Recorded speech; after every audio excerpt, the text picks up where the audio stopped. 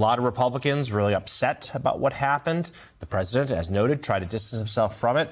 The Secretary of Defense, though, seemed to double down, putting up a cartoon of a turtle. They did this on social media last night, shooting narco terrorists. How do you think this moment is playing in the Pentagon itself? And you speak to some of your former colleagues there, just knowing what you know of the institution of the U.S. military, not just the defense secretary's, frankly, childish response, but also just the idea that this comes after this video from Democratic lawmakers saying you cannot follow illegal orders. We know there's been some real worry in the Pentagon of exactly that. And here, it seems to be spilling to the surface.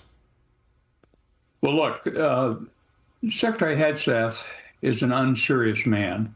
I've worked for Secretary of Defense for a decade who were, Bill Perry, Secretary Gates, and others, Lloyd Austin, who were moderate in their views, objective, trying to comply with the law.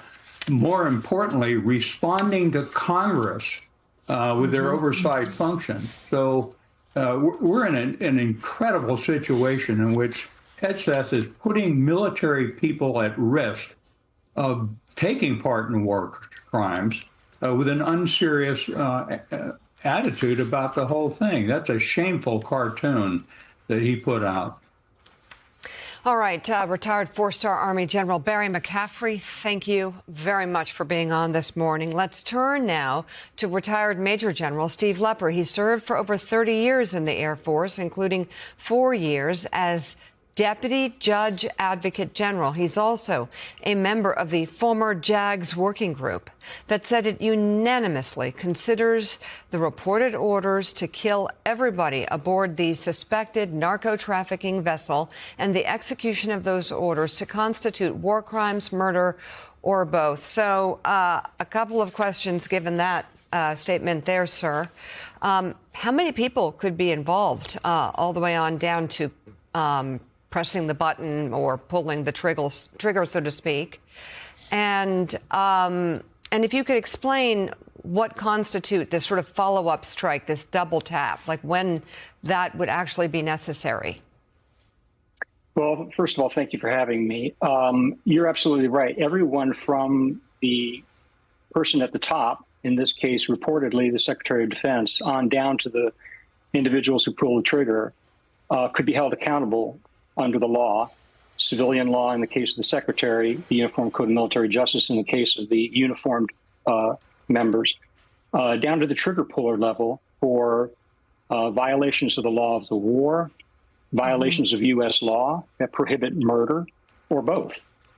And so one of the things that I want to do is General McCaffrey just mentioned a little while ago, the threshold question here, which is, are these boat strikes lawful in the first place?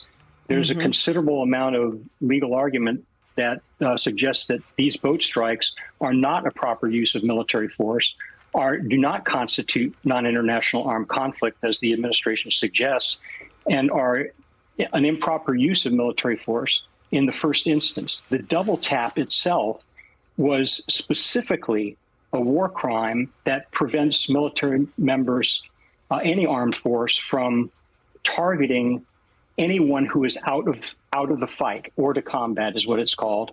And in fact, it's a textbook example of a unlawful order, literally a textbook example, because the DoD Law of War Manual uses as an example of an unlawful order the killing of survivors of a shipwreck, which in this case, these two people who survived the first strike were under international law. Right. So I want to ask you about that, because the double tap, which reportedly, allegedly, killed 2 people who were wounded and, as you put it, out of the fight. We've had these Democrats who put out this video that was wildly criticized by the defense secretary himself, a video that says you should not follow illegal orders. They were very explicit about that, speaking directly to members of the military as former members of the military themselves. Is it clear that if it happened as it is reported, that double tap, that second strike that killed 2 individuals clinging to pieces of wreckage, is it very clear all the way down the line in the military, from your point of view, that would be known to be unlawful to members of the military who are maybe not that high up in the rankings? Like, is that a clear illegal act? The Uniform Code of Military Justice characterizes orders like this as patently unlawful. And as such, it creates an obligation in every military member to disobey orders of that kind. So there is no doubt in my mind or in the minds of my colleagues that this was an unlawful order. It should have been disobeyed, and the obeying of the order has now subjected everyone from the secretary on down to the people who pulled the trigger to accountability under the law. Sure. The rules of engagement for this strike, and I would need to know the chain of command, who has the authority to authorize a strike. Is it the Secretary of Defense? Is it the Southcom commander? So there's a whole host of questions. And all of those details that I just mentioned are the details that we would need to see and hear from the Department of Defense in order to determine what happened, whether any laws were violated, all the way from the labeling of these organizations, these individuals as narco-terrorists, which is a completely new status, not recognized in any law, to this particular strike where there is a apparent order for no quarter. So House Republicans, as you know, have shown the White House an extraordinary amount of deference since Trump returned to office. Do you believe that the chairman of your committee, Mike Rogers, would actually do a deep and believable investigation? Would he bring, for example, Pete Hegseth in to testify?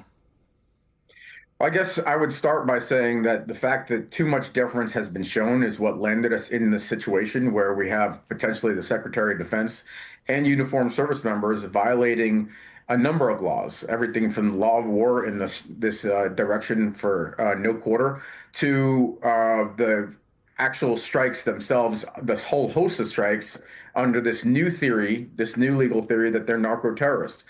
I do believe that Chairman Rogers will conduct a fulsome investigation. We will certainly demand it from both the Democratic side and from what I've heard behind closed doors during some of these briefings from Republican colleagues as well.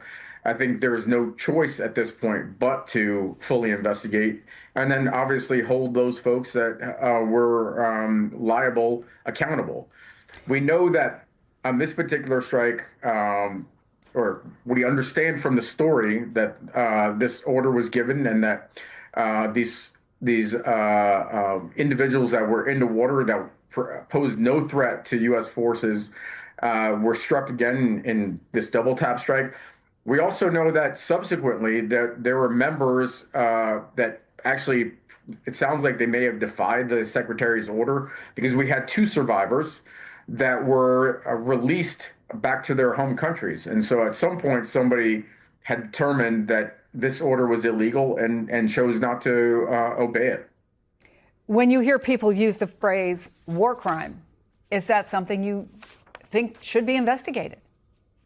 100%. I think it's both sides. So this idea of striking narco-terrorists, or really drug smugglers, that's in the criminal law realm, right? So you in that area are entitled to due process.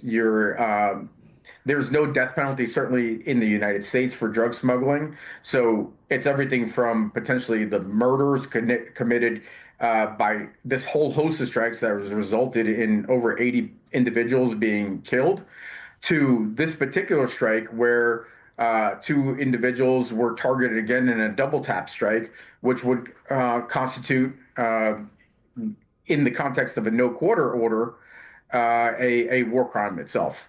People are making it clear that this is not legal. And you don't see this unification of Republicans, and you don't see this unification of generals and whatnot, people that are typically conservative, come out with such trepidation about what happened. Because while I feel the act of the initial bombing was illegal, because there's no act of war here. There's no declaration of war. These are not the ships from the Venezuelan government. They, as far as I know, have provided no actual evidence that these boats even have, illegal substances on them that are being shipped to the United States. There's no proof offered that that's the case. Some have suggested they're just fishing boats. They're literally obliterating fishermen and their boats. That even if all that was legal, then what happened over the weekend was not. I think it all is, but I gotta make this clear that even if you 100% support the actions and buy into the narrative that these people are bringing in substances to the United States that are illegal, and that justifies military force directly called upon by Trump and Hegseth and all of that, then you can support that. But then once you do that, you have responsibility for the aftermath. And the aftermath here was 2 survivors, and they've been neutralized.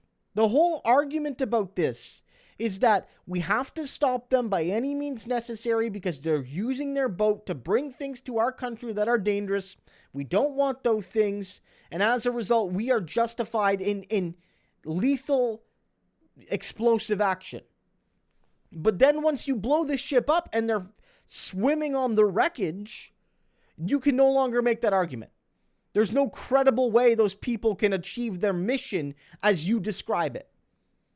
And so whether it's officially a war crime or because this isn't a war, it's just murder, we'll let the courts decide that.